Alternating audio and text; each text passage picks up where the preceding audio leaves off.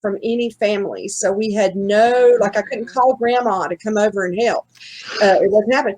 But God managed to supply a lot of grandmas and grandpas for our kids. And so sometimes there's just those people out there in your church or somewhere that they're done raising their kids and they really would love for you to help. There was an older lady lived across the street from us that had I didn't even know it till we got to doing this, that she had raised 7 children herself. That she had never homeschooled, but she had. So she understood. And she finally one day came and she said, "What is there anything I could do to help you?" And I said, "Well, if you could just make these socks, because I have 8 people in this house, I cannot keep everybody in socks." And she would come over once a week and make socks, but she would also listen to a child read a book or talk to them and ask them about what they were doing for school. And she passed away about a year ago. And my kids, it was like a grandparent left the earth because they were attached to this sweet little woman that just came over. That another gentleman in their lives that was a man at our church that his kids were all grown, and he was a retired engineering professor.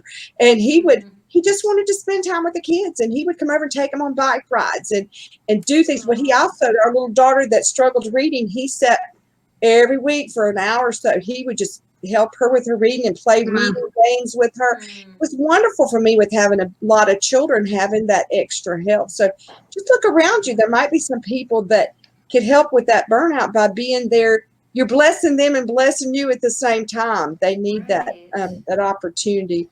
Yeah, And I think the Lone Ranger mom, homeschooling mom, we can't portray that anymore. Right. I was talking with Steve Demme, and he said one of his new conference talks was going to be how to build your team, because he said we can't do this alone. We need to know how to do this, and so that those were people that were part of your team.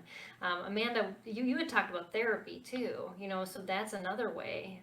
Is there Right. other ways that you kind of had you didn't other ways that you got help with?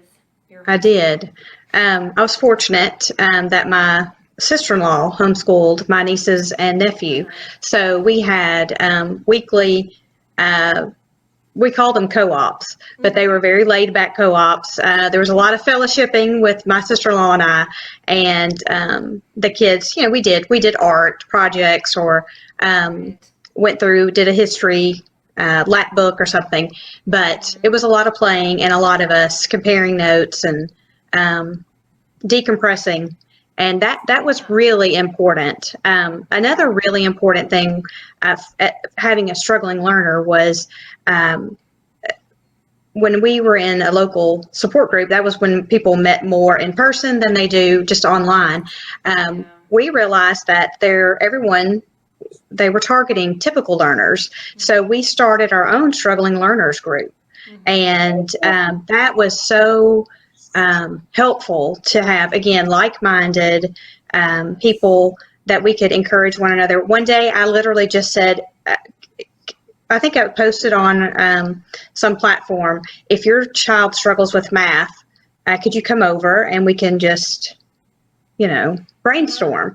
And they just came over in the living room and we talked about different options. And so just really being intentional to find like-minded people with some of the same struggles.